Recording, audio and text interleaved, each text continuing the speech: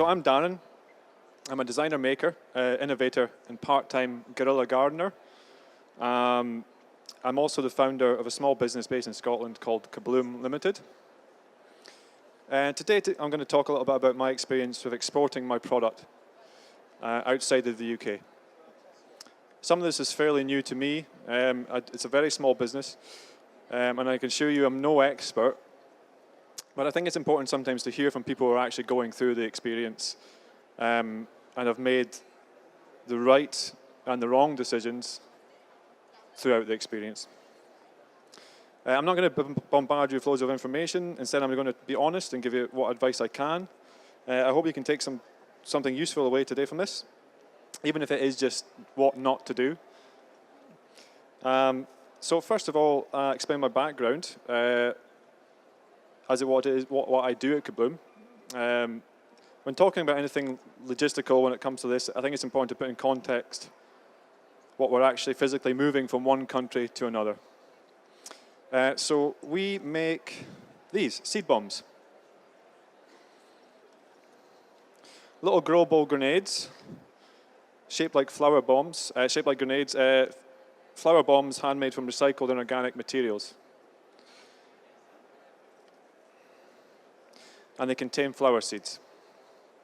The idea being that you can throw and grow these in a neglected area of land that could use a bit of life and colour. So you just go out there, water these, chuck them over fences in your neighbour's garden or wherever. It's a bit of a different product. I'm not going to go on and on about my product because that's not really why I'm here, but it's really relevant to note the type of product we're discussing when it comes to export, and especially the materials. You know, this is a special case. I first started exporting in early 2012 to Sweden. Not long after I moved from being a sole trader to a limited company. The reason, interesting enough, the reason I became a limited company in the first place was because I was in discussions with a distributor in the US. Regarding a license deal. And I was advised by my lawyer to become a limited company. But more about that later. I had a few customers here and there in Europe simply because they'd contacted me directly. But my export journey properly began at my first trade show outside the UK in Stockholm with a collective called the Design Boom Mart. It was a very cost-effective and supported way to visit a trade show and proved to be a very interesting experience, especially since I was approached by my first distributor, which I wasn't expecting. Plus, I managed to sell them all my stock, so I didn't have to take it all the way home on the flight, which is always a bonus. So, why exports? Through my experience, of course, there can be big advantages in exporting your product. However, before we start, the first thing to ask yourself is why? Why do you want to export? It might sound like something you want to do naturally, but it's really important to consider if export is something you need to do or it's just something you'd like to do. It may be that international market is screaming out for your product, in which case it's too tempting not to try. On the other hand, it's easy to assume that it's just something you do naturally as your business grows. Perhaps the UK market is the best place for your product. These things are all worth considering. For Kabloom, I was lucky enough to have a very unique product and an international market that seemed willing to embrace it. I wasn't actively looking for distribution at the time, but the inquiries were coming in, so it seemed like a no-brainer to me. So some of the main reasons why to export: open your product to a huge and potentially lucrative market and raise your profile and turnover. It's fairly self-explanatory. Maybe your market right now is limited. Where can you go with it? That's where I was at. I was thinking, well, these are all the kind of great things I can do. Potentially find a new market for your product you didn't know existed. It's easy to assume that you're in the right place, but there could be something out there that you're not thinking about. So there could be a better place for your product. That's something worth considering. And to grow your business and compete on a global level. So why did I begin exporting? I was approached by distributors. I mean, like I say, I wasn't necessarily looking for the distributors at the time. It's also important to remember that you don't have to go with the first person who approaches you. It's very tempting to do that if someone approaches you. It's tempting as it's easy, but you have to weigh up whether someone has found you because they have a complementary range of products and they've searched you out, or they're just looking to expand their business with the next hot new product that's out there. With the latter case, there's a good chance the relationship could be short-lived, as within a year or less they will have moved on to the next new product. It's quite possible. Another thing to consider, and this is an easy thing to forget about when you have your business hat on, is do you like them? You know, no matter which way you go through export, you're going to deal with people. Do you get on with those people? It's that simple sometimes. It might sound irrelevant, but if you can communicate well and actually like the person you're dealing with, it all makes things easier in the long run. So it's important to remember, if any export option, you're entering into a relationship.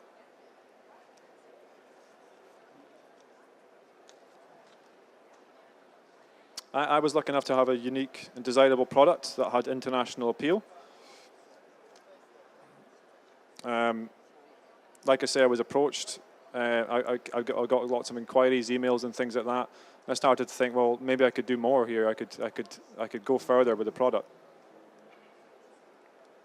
A challenge. I like a challenge. I mean, would it work for me? Would it work for the product? I wanted to see if it would work, and so I tested the market. Not always the best way to go. I mean, you know, but for me, it worked out. And maybe the UK market is just too limited for your product. Like I say, that, you know, talking back to before, there could be better places for your product that you haven't really considered. So where to turn? I mean, where to begin? Well, we're in the right place for that. First, I'd say don't rush in head first. Reconsider if the UK market is big enough for what you do. Like, you know, you might think I must export because I've got a product and I want to expand. It's not always the case. The UK market could be big enough. In any case, seek advice from the UKTI, or I'm from Scotland, so the SDI, Scottish Development International, helped me out. That was great advice. Any case, advice is always great. So distributors is the way I went down. That's my experience with export. I went down the distribution option. I have a small product. It's very light, fairly easy to transport in some cases. I'll tell you about the rest later. Agents, don't have much experience of agents. I hear mixed things about agents, but I hear people have some really great agents. Of course, to ship direct to your retailer, I do that also. I have some export out to Europe, shipping direct to retailers. It's not always as easy, you know, if you've got a distributor, they're working hard for you and they're actually in the country. So, you know, sometimes you don't meet these people, you just send stuff out. The licensing option, perhaps sometimes you've got to think, well, if you can make your product in the other country, then you don't need to export it. You know, this is something I was looking into and I will be looking into again in the future. So whatever you do your research, ask lots of questions, and consider if it's the right option for you and your product.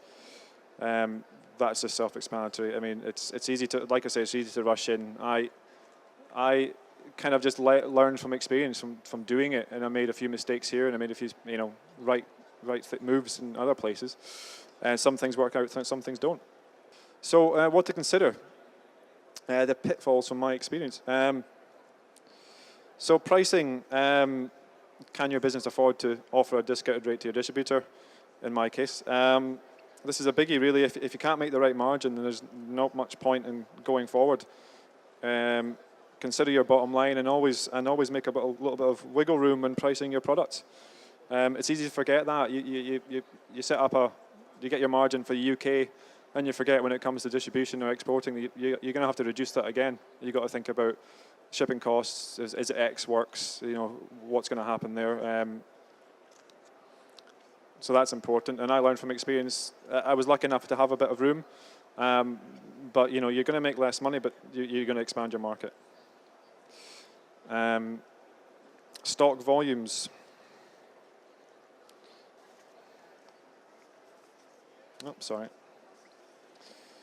I mean, can you meet your demand without disappointing anyone and without compromising the quality of your product. I mean, can you manage that balance between your domestic orders and your UK orders? You know, it's very easy if you've got, you know, I've got UK stockists, and then I'm trying to deal with a distributor at the same time. If it all comes at once, I mean, my big markets are spring and then winter, you know, spring for the gardening and then winter for Christmas. And all the orders come at once, so you're trying to balance a large distribution order that you know is going to, you know, you've already sold it, it's gone, and then you're dealing with lots of smaller orders. It's just that balance, and that's always difficult for me. Having a handmade product, you know, we make these ourselves, you know, locally, where we're based in Scotland, and just trying to ramp up is always tricky. You know, without compromising the quality of your products, you know, it's either in the way it's manufactured or in the way it's presented. Consider your extra intellectual property as well. Do you need to trademark your logo with a community trademark to cover the whole of Europe and beyond? That's another cost to consider. For me, it was really important to create a strong brand and have a unique product and hold on to my ethics. You know, handmade in the UK, recycled, eco-friendly materials. It might not be a concern depending on your product, but beware of these factors can easily be diluted as you rush to expand to export. You know, I wanted to really hold on to my ethics and morals with the business, and you know, sometimes that's a rare thing, and it's easy to think, well, yeah, I could make these in China and I could do this and that, but will it still be the same product? And my, you know, unique sellability is the fact that it is a bit different. It's a bit handmade. They're all slightly different because they are handmade. It's recycled. It's eco-friendly. Yeah, it could probably be easier to think about other ways to do it and make a cheaper product, but it wouldn't be the same product for me. So there is that.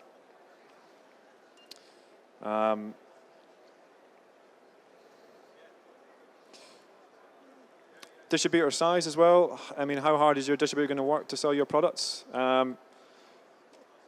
That's a big thing as well. I mean, I work with generally quite small distributors. They've got a fairly small product range. You don't want to be stuck in somewhere with someone who's got lots of products, and they'll promise you the world, but they're not necessarily going to deliver that. You know, you could be sitting in a range of things that you don't really fit into, and that's quite easy to get into that situation.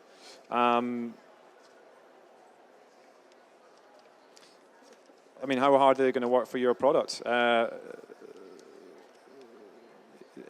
know, if it is the next new thing and they think, oh, I'll take this on, and for the first year, everyone's going to be, yeah, great, fantastic. But then after that, are they going to still keep going for you? So that's really important to consider.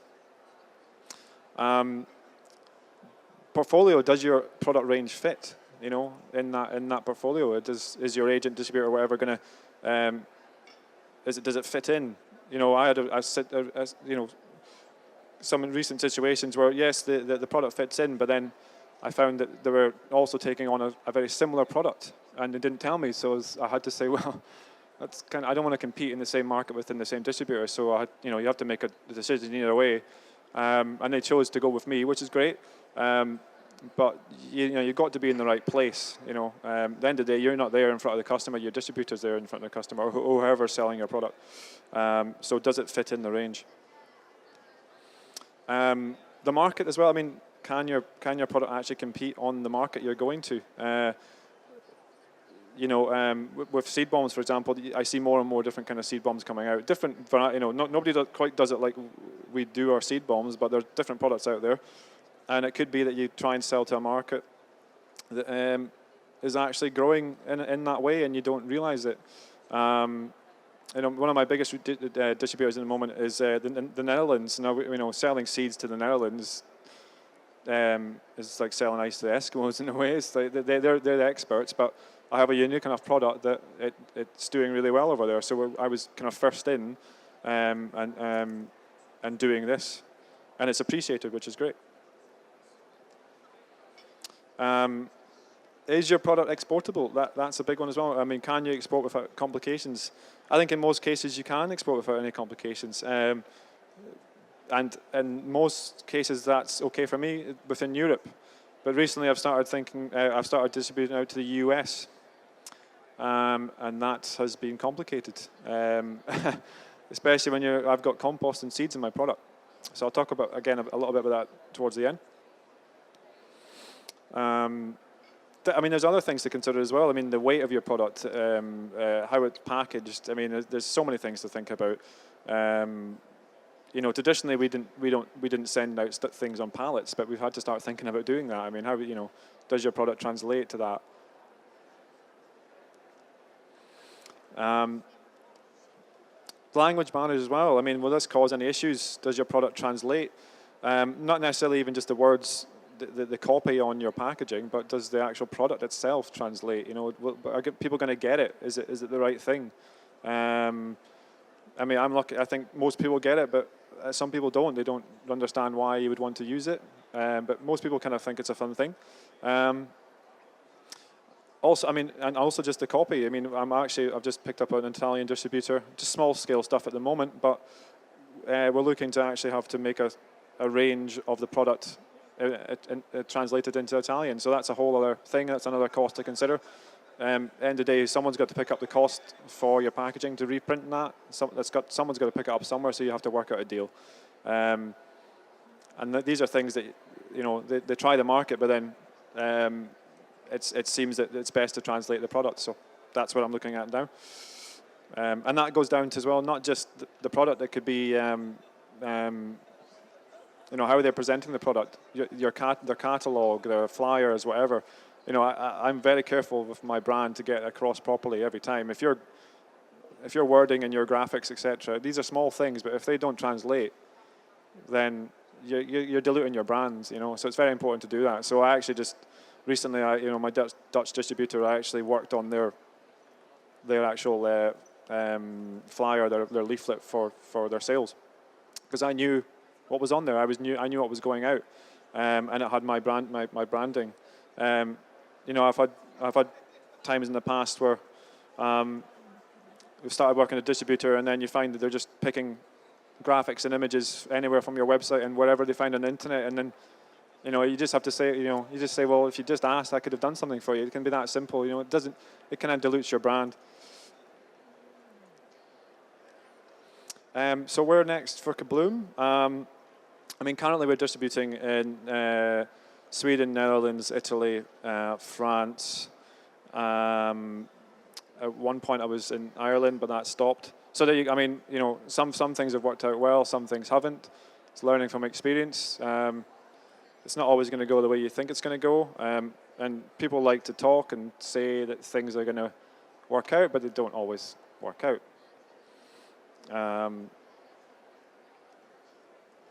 So as of last year, I've been exporting to the US, and I'm about to work on the second order. Now this comes back to the product itself and the materials in there. That's been a bit of a headache, to be honest. But we've got through it. We had to, because there's seeds in there, they have to be tested. Seeds have to be tested, you need certificates. Same with the compost, you need certificates. I had to cut out certain materials to make that work. They're very careful about what goes in the product in terms of contaminants, etc. So that was something to work through. So the product didn't change that much, but we had to use completely different seeds, completely different packaging, and then get all the certificates and things. And that takes a lot of time as well. So there's you know, it took months just to get through that process. So it's all, you know, it's great. Yes, going to the US, but you know, there was a lot of things to do before that. You know, so by the time I actually got the stock there, it was kind of just that initial elation was like, eh, we got there. You know, in the end, it was great, but it took a while. And so now I'm going to learn from on the second order to try and get it better to kind of make that process more slick. Speak to the people who do the certificates and things, and get the costs down, because there's hidden costs there as well. You know, the cost for me to actually have the seeds tested and all the contaminants removed cost like 4 times as much as I thought they were going to cost, and that's just because you don't, you know, your supplier can give you the wrong thing. I mean, so there's a lot of back and forth. So you learn from these processes, and I think sometimes the only way to learn is to go through it. There was no way I was going to know unless I tried it, and there was not many people I could speak to, and some people thought it couldn't be done. You know, I wasn't going to manage to do it. How could I, you know, ship seeds and compost to the US with, you know, with biodiversity being such an issue? But yeah, it was, you know, we got there in the end. I'm looking into new distributors throughout Europe. You know, it's still a large market to consider. I'm in talks with someone in Germany. So yeah, there's still lots of work to do. And to follow up success with new products as well, you know, it's like any business. You got to add new stock, consider developing the brand. So we're looking into new products as well. Other things, you know, don't say yes to every job. There's only one of you. I mean, that's really true in my case. I mean, you know, I have staff and things, but at the end of the day, if I'm out of the game, then the whole business is out of the game. You know, it's very easy to say, yeah, you know, let's go for it. And I've traditionally, I've kind of, you know, when people have approached me about distribution and things, I've gone for it, or you know, and tried things out. But it's very easy to spread yourself too thin. And enjoy the experience, make the mistakes, and learn from them. And it's easy, you know. And remember, you're not alone. You know, there is people to give you advice. And also, you got to think about your relationship with who you're dealing with. You know, for example, my distributors. I mean, they're people as well. They can give you advice and they can actually help you. You know, so you're not alone in it. You know, if you get on with the people, you get on with the person, then you're kind of working together. At the end of the day, you both need to work together to kind of make your money. So, so yeah. So thanks very much.